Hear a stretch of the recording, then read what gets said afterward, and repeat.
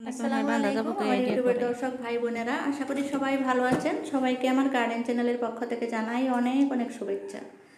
আজকের দিনটা দেখুন, বেশি রোদও নয় আবার বৃষ্টিও নয়। এরকম দিন হলে বাগানে আসতে খুব ভালো লাগে আর বাগানে কাজ করতেও মজা পাওয়া যায়, বেশি রোদ নাই।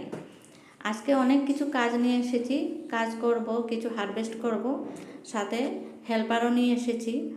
আমার ঘরে এসেছে আমার দেওরের ছেলে, ওকে নিয়ে এসেছি সাথে। কিছু কাজ আছে যেগুলো আমি নিজে করতে পারছি না, ওকে দিয়ে করাবো।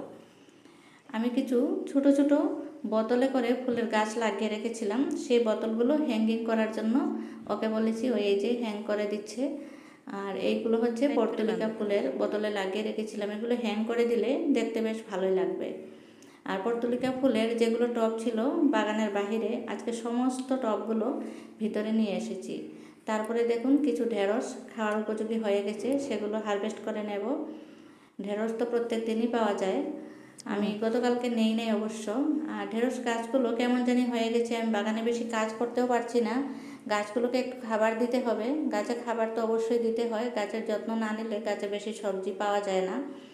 আপনারা যারা বাগান করে ভালোবাসেন, ফুলের বাগান হোক বা সবজির বাগান হোক, অতি অবশ্যই আমার চ্যানেলটাকে সাবস্ক্রাইব করে দিয়ে আমার সাথে থাকবেন। বন্ধুরা, আপনারা কিন্তু লাইক দেন না, সবাই লাইক না দিয়ে চলে যান, লাইক দেওয়াটা ভুলে যান। আপনাদের একটা লাইক আমাকে অনেক সাহায্য করবে।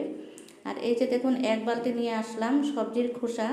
এগুলো হচ্ছে গাছের জন্য প্রসিদ্ধ খাবার, একদম খুবই ভালো, খুবই উপকারী গাছের জন্য।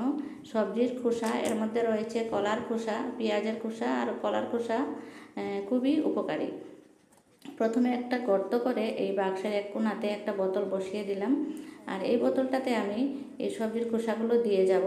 আর বোতলের ভিতরে থেকে থেকে এগুলো পচে যাবে, পচে গিয়ে বোতলের নিচের দিকে ফোঁটা আছে, ওই ফোঁটা দিয়ে রসগুলো বের হয়ে যাবে, গাছ সেগুলো সংগ্রহ করবে। এরকম করে গাছের নিচে দিলে খুব ভালো হয় গাছের জন্য সেটা, কারণ গাছ এখন যদি আমি একটু গর্ত করে গাছের নিচে দিতে চাই, তাহলে সেই গর্ত করার সাথে সাথে গাছের যে শিকড়টা আছে, শিকড়টা কেটে যাওয়ার ভয় থাকে। তাই এরকম করে দিলে খুব ভালো হয়, আপনারাও এভাবে দিতে পারেন।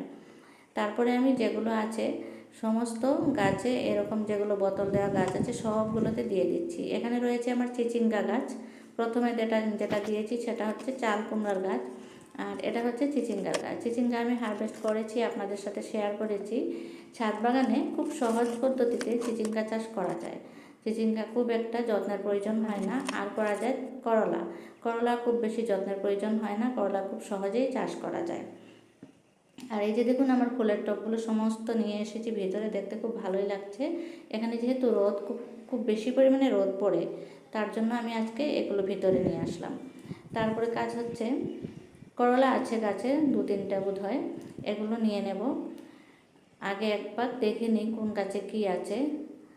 গাছের মধ্যে দেখতে পেলাম কাঁকরোল আছে, কাঁকরোল হারভেস্ট করতে হবে। প্রথমে বালতিতে যে অবশিষ্ট খোসাগুলো রয়েছে সেগুলো এক জায়গাতে দিয়ে দিলাম। এখানে একটা গর্ত করে নিয়েছি, এক সাইডে এক কোণার মধ্যে গর্ত করে সমস্ত সবজির খোসাগুলো ভরিয়ে দিয়ে তার উপরে একটু মাটি ঢাকা দিয়ে দিচ্ছি। মাটি ঢাকা না দিলে সবজির খোসাগুলো তাড়াতাড়ি পচবে না।